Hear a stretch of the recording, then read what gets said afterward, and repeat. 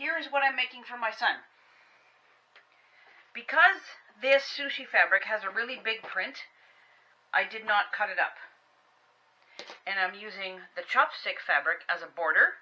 So I've already pinned on this one on one long side. I'm going to pin this one on the other long side and sew them on with a 1/4 inch seam.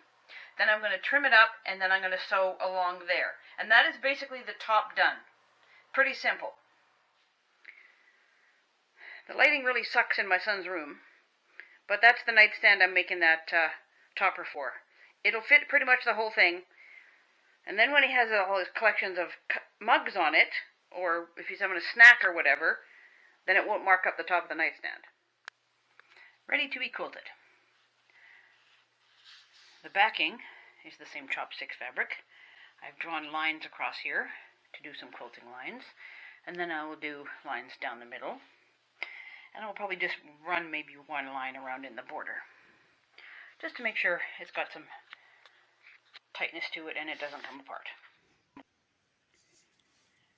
I'm showing you this on my phone so I go nice and close.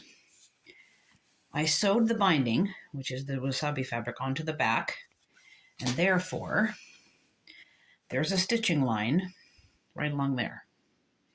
It's the same beigey color I did the quilting with. So what I'm doing to do the binding, I've been doing my binding at 2 1/4 inches instead of 2 1/2, and it seems to work particularly well for doing it this method for sewing on with the machine. If you roll it over to sew on the front, that is a perfect amount to cover your that stitching on I was just talking about.